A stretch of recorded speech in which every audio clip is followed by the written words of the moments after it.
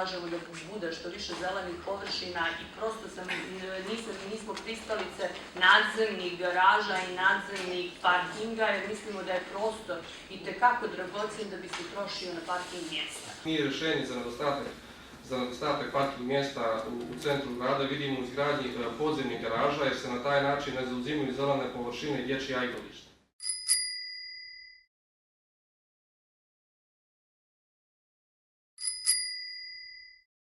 Ono što treba uraditi hitno jeste napraviti neko parkiralište, da kažem, na rubu grada gdje bi se parkirali autobusi i ti koji dolaze sa strane, a onda neka dobra gradska linija do centra grada da bi time rasteretili centar grada.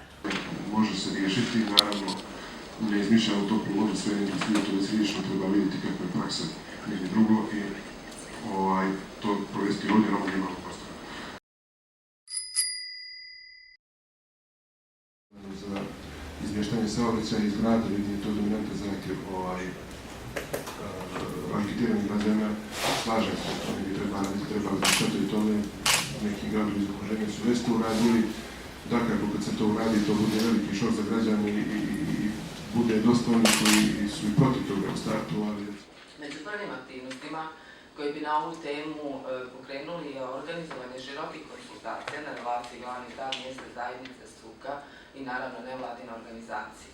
Na ovaj način pružili bi mogućnost građanima da posredstvom svojih mjesnih zajednica iznesu svoje viđenje problema saobraćajne infrastrukture kako bi zajedničkim snagama došli do adekvatnih rješenja. U ovoj situaciji u kojoj smo, ja sam za to da se, odnosno mi smo za to da se uže jezgru grada potpuno oslobodio saobraćaj. Samo to zahtijeva vrijeme, zahtijeva planski da se odradi, a mislim da nije neizvodljivo i da ne treba previše sredstava.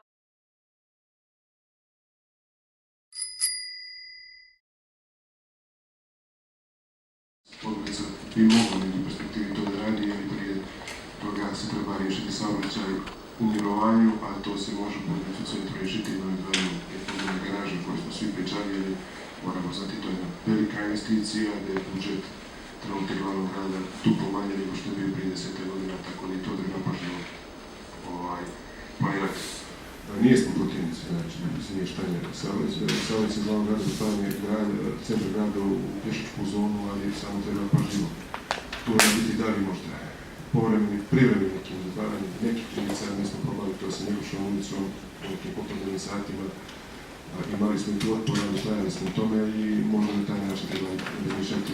Postojali su planovi koji su ajmo skupšteni glavnog grada. Evo, mislim da će sekretar to dodatno obrazložiti, po kojem je bilo predviđeno da se od 2020. godine i 2019. godine u fazama zatvara uži centar grada za saobraćaj. Mislim, nema prostora da se to uradi, mislim da bi građani bili prije svega zadovoljni, možda u početku može postojati neki animozitet i neubojnost prema toj ideji. U našem izbornom programu definisali pješačku zonu u samom centru grada, to će biti ulica Slobode, Vučedolska, Njegoševa, Bokeška, Karađorđevi i Vuka Karadžića.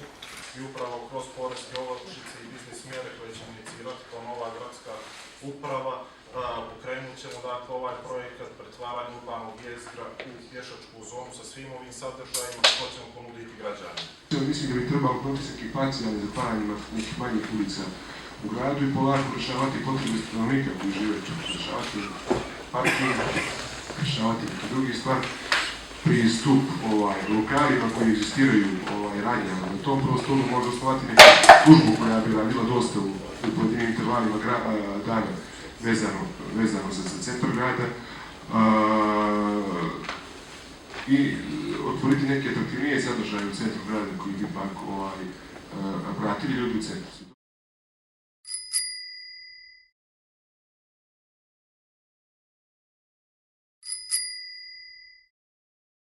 Mislim da smo svi složili smo se apsolutno s tim što je potrebno samo definisati niz koraka kako to raditi. Jako puno obećanja možemo da damo ovdje, moramo biti objektivni, moramo biti realni, treba da mijenjamo pristup i način kako postojeća gradska vlast vodi politiku u saobraćajnoj infrastrukturi, spremni smo da mijenjamo tu politiku, način kako se rukovodi, način kako se upravlja resursima. Mislim da je to dobro za Podgoricu i mislim da u tom pravcu svi treba da idemo, ali sad vidit ćemo što će biti od suštinskog i deklarativnog.